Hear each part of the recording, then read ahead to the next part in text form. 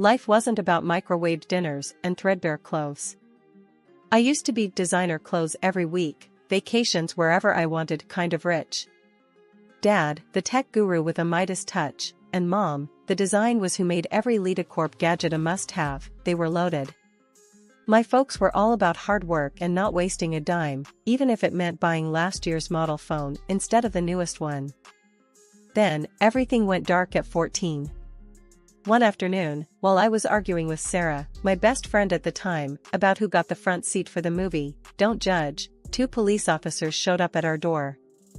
Their faces were grim, and the words they spoke felt like a punch to the gut. Plane crash, Pacific Ocean, no survivors. My parents were gone. The world became a blur of tear-stained faces and endless paperwork. School wasn't any better. Kids who used to fawn over my designer bags now avoided me like the plague. Sarah, the best friend, ditched me faster than yesterday's news. The only good thing was Nana, Dad's mom. She lived in a tiny house, a haven of comfy furniture and the delicious smell of freshly baked cookies. Nana welcomed me with open arms. Your parents raised a strong, independent girl. You'll be all right, sweetheart. Nana became my confidant, the only one who understood the emptiness gnawing at me. One day, after a fight with my former rich friends, I found Nana in her garden, surrounded by vibrant sunflowers. Tears pricked my eyes as I blurted out, "Why'd my parents lock everything away, Nana? It's not like I'm gonna blow it all on, like a diamond-encrusted poodle." Nana chuckled, a dry sound.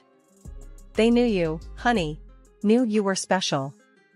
They wanted you to learn about life, the real life, not some fake world built on money. Trust me, when you turn 25, you'll be ready." Ready for what? I didn't know. But Nana's unwavering faith and the memory of my parents' warm smiles kept me going.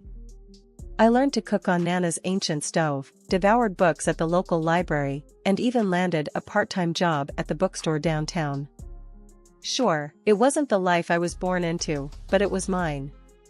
And for the first time in a long while, a flicker of hope ignited within me.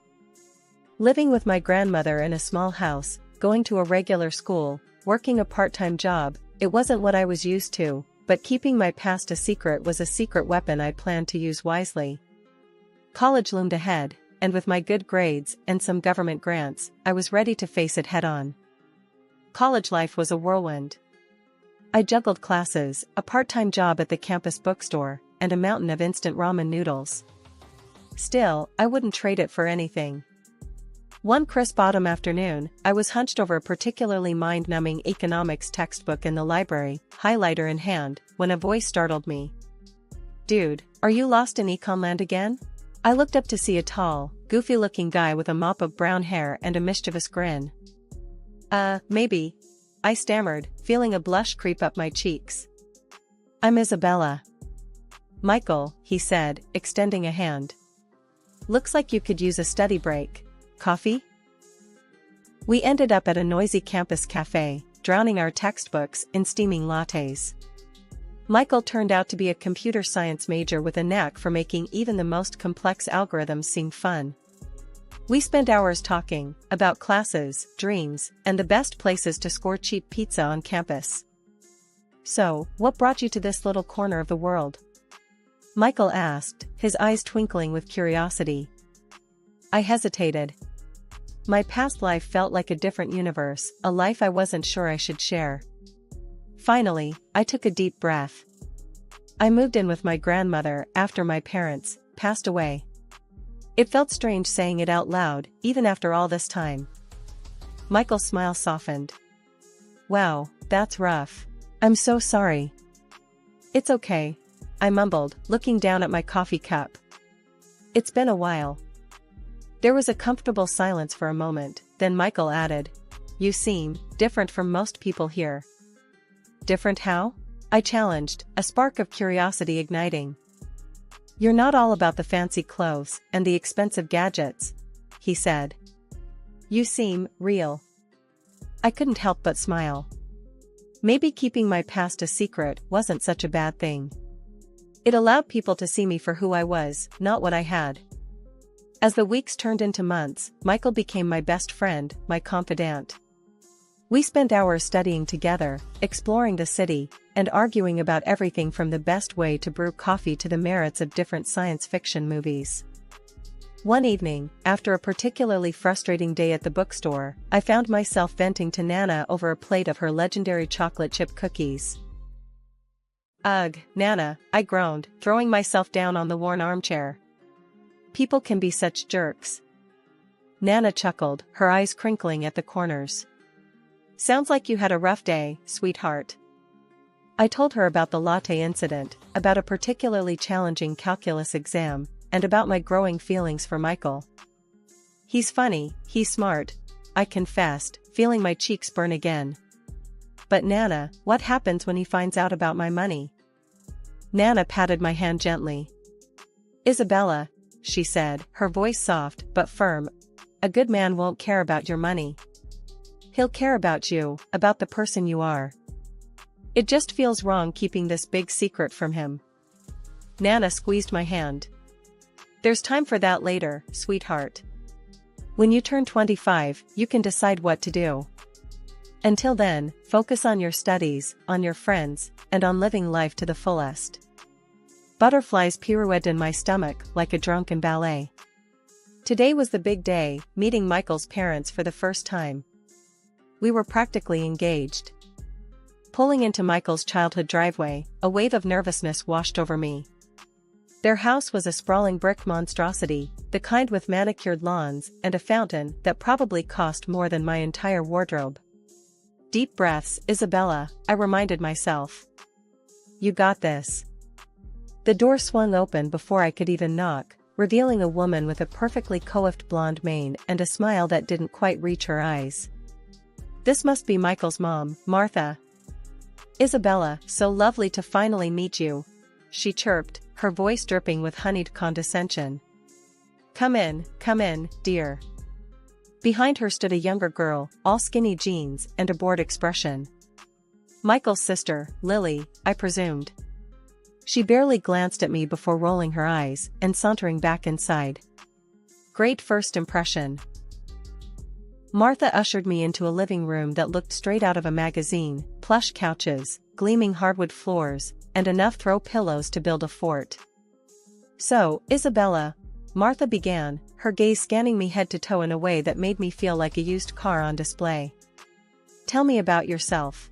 Where do you hail from?" "Oh, you know," I stammered, feeling the heat creep up my neck. "Just a small town girl.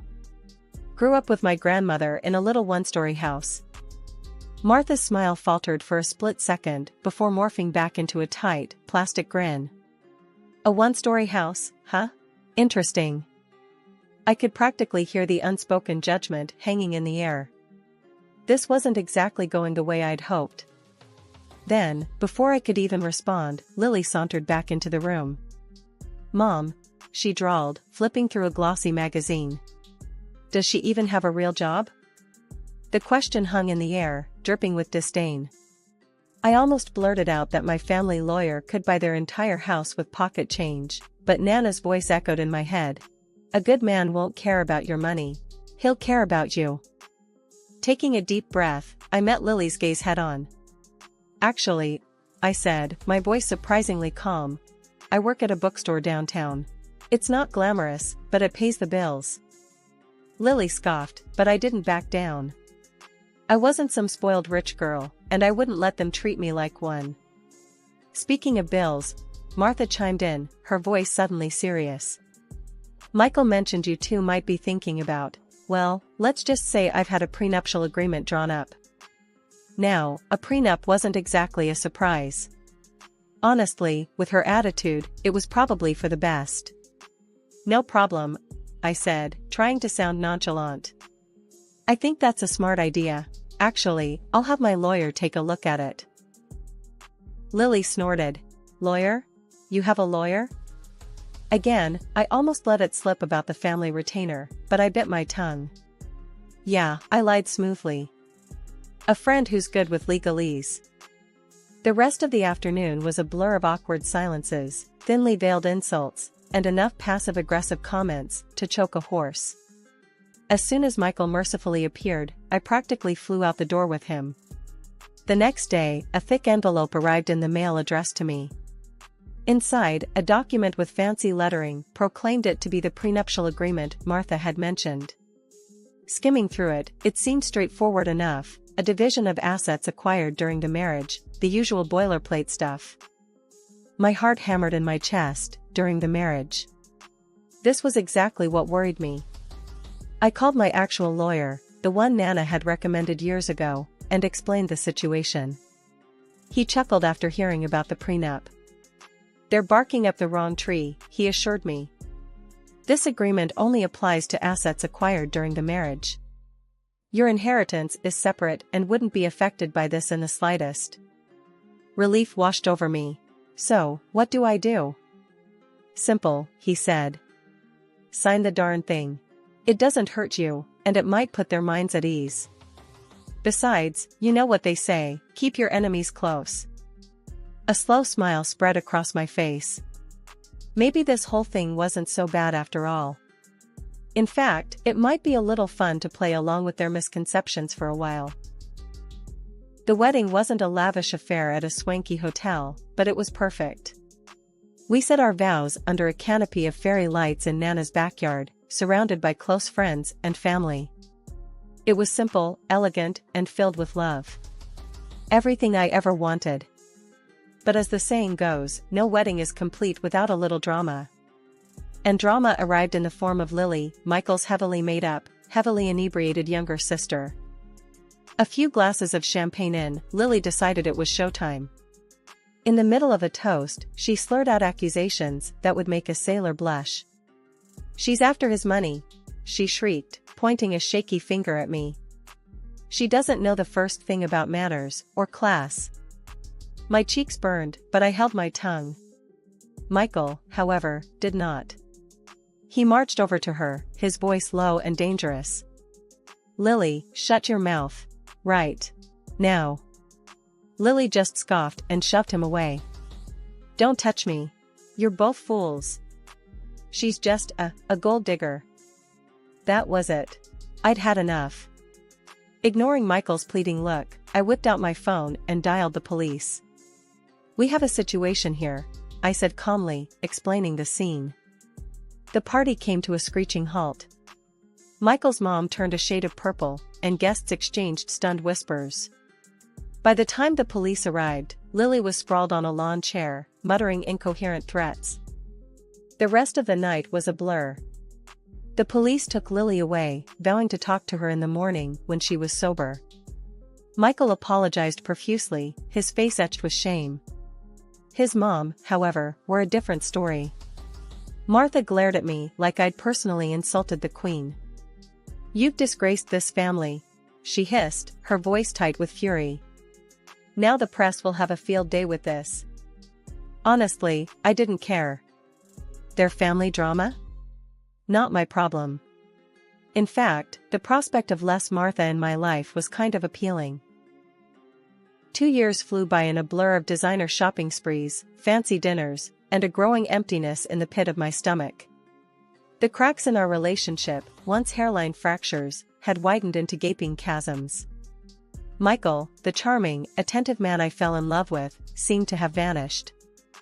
In his place stood a stranger, a workaholic with a bottomless pit for money and a vocabulary increasingly laced with his mother's venomous barbs.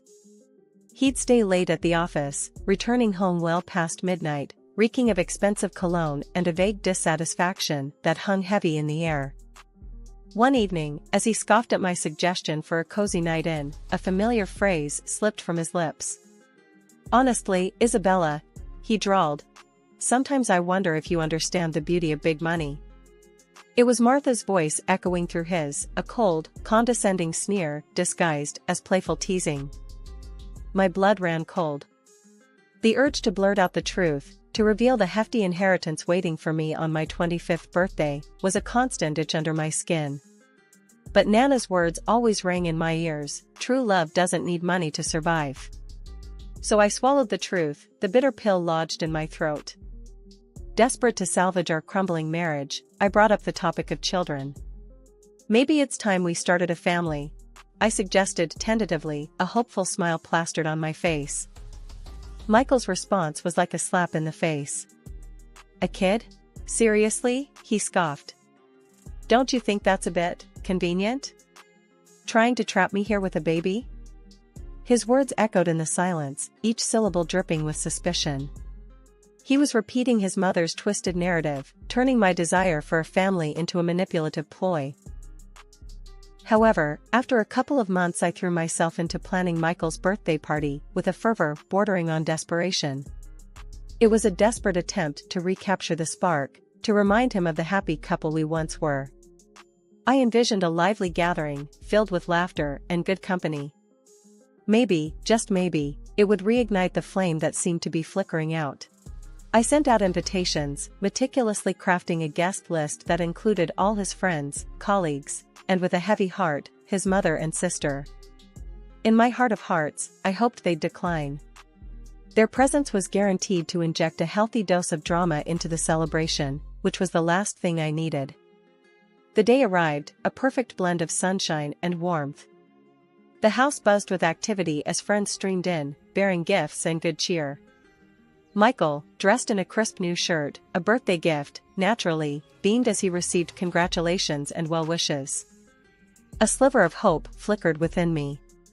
Maybe, just maybe, this could be a turning point. A discordant note, however, shattered the illusion.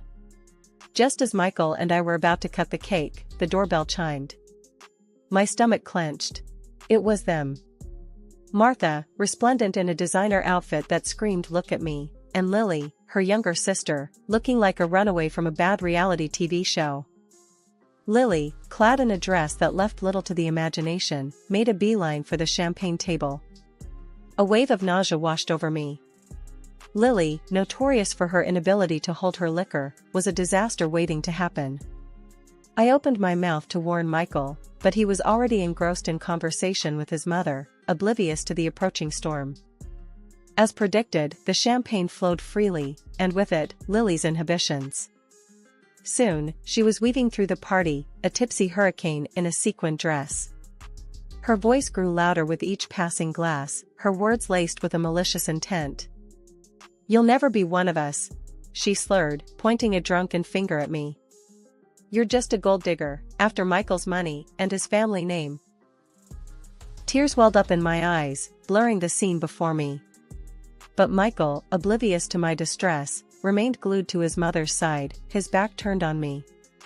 He didn't even spare me a glance as Lily launched into a tirade about my supposed inadequacies as a wife and future mother. "You'll never carry on the family lineage," she screeched, waving a sheaf of papers in the air. "You'll only give birth to weak, pathetic babies." My vision swam. Shame and anger warred within me.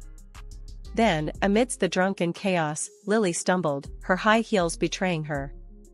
With a graceless shriek, she tumbled into the pool, landing in a heap of soaked sequins and misplaced pride. I rushed forward to help, more out of instinct than anything else. That's when I saw it, the papers Lily had been clutching lay on the ground, partially obscured by the pool water. Curiosity overcoming my emotional turmoil, I picked them up. My blood ran cold as I recognized the document, divorce papers. Signed by Michael. The date scrawled at the bottom confirmed my worst fears. Tears stinging my eyes, I stormed back into the house, the party atmosphere a grotesque parody of happiness. There, in the middle of the living room, stood Martha, a smug smile plastered on her face. Before I could speak, she launched into a tirade. "Well, Isabella," she purred, her voice dripping with fake sympathy. "Looks like your little plan backfired, didn't it?" "What plan?" I spat, my voice tight with anger. "What are you talking about?" "Don't play dumb, dear," she sneered. "Trying to get pregnant, trap Michael, a classic gold digger move." Betrayal, raw and searing, ripped through me. I glanced at Michael, searching for a flicker of denial, a shred of the man I thought I knew. But his gaze remained fixed on the floor. Fury replaced the pain. "Fine," I choked out, snatching the divorce papers from his hand. "If that's what you want." With a trembling hand, I grabbed a pen from the table and signed the document with a flourish. A gasp rippled through the crowd, but I ignored it. Let them watch. Let them see the sham of a marriage I'd been living in. There, I said, my voice surprisingly steady. Happy now? The room was silent, the air thick with tension. Then, I reached for my phone and dialed a familiar number. Nana? I asked, my voice thick with emotion. Can you come get me? Now. A few minutes later, my grandmother, bless her heart, materialized in the doorway. Relief washed over me, warm and familiar. What's going on here, Izzy? Nana asked, her eyes taking in the scene with a sharp glint. Taking a deep breath, I launched into the whole sordid story, Michael's accusations, Martha's manipulations, the betrayal that felt like a physical blow. By the time I finished, a slow smile was spreading across Nana's face. That's all, she chuckled, her voice laced with amusement. Before I could reply, she turned to Michael and his mother, her voice laced with steel. Listen up, you two, she began. Isabella doesn't need your money or your pathetic family name. She's an heiress in her own right, set to inherit a vast fortune on her 25th birthday, which is, by the way, in a month. The color drained from Martha's face. Her smug smile had morphed into a mask of disbelief. Heiress, she stammered. But Michael said. Michael listens to his mommy a little too much, wouldn't you say? Nana retorted, her voice dripping with sarcasm. Martha sputtered, her carefully constructed facade crumbling. Isabella, she croaked, her voice laced with desperation. Forgive me. I was wrong. You deserve my son. Now it was my turn to scoff. Deserve? Their love had been built on lies and suspicion. The taste of betrayal lingered bitter on my tongue. As if on cue, a loud honking sound came from the driveway. My surprise gift, a top-of-the-line sports car, had arrived. A car I'd secretly bought for Michael, using money from my hidden account. Sliding behind the wheel, I gestured for Nana to join me. Let's go, Nana, I said, my voice firm. From now on, my lawyer will be dealing with all of you. As I pulled out of the driveway, I glanced back at Michael and his mother, their faces a picture of stunned silence. Leaning out the window, I added one last parting shot. Oh, and by the way, I said, a mischievous glint in my eyes. I recorded the whole thing, including your little drunken performance, Lily. I held up my phone, showing them the social media post with a rapidly rising number of. The roar of the engine filled the air as I peeled out of the driveway, leaving behind a cloud of dust and a family drama for the ages. A week after the dust settled from the divorce drama, the phone rang. It was Martha. Honey dripping from her voice, she launched into a desperate plea for reconciliation. Apparently, Michael was lost without me, and they both wanted me back in their perfect little family. I cut her short. Thanks for the offer, Martha, I said, my voice cool. But the damage is done. Move on. Then came Michael. He showed up at my doorstep, looking like a kicked puppy in a Brioni suit. A sob story about his manipulative mother and his undying love for me tumbled out of his mouth. Yeah, right. Spare me the crocodile tears, Michael, I said, my voice laced with steel. Actions speak louder than words. You had your chance. He hung his head, defeated. There weren't any grand gestures, no groveling or apologies worth a damn. Just another attempt at manipulating me back into his life. Goodbye, Michael, I said, shutting the door firmly. Nana and I remained in our cozy little house on Maple Street.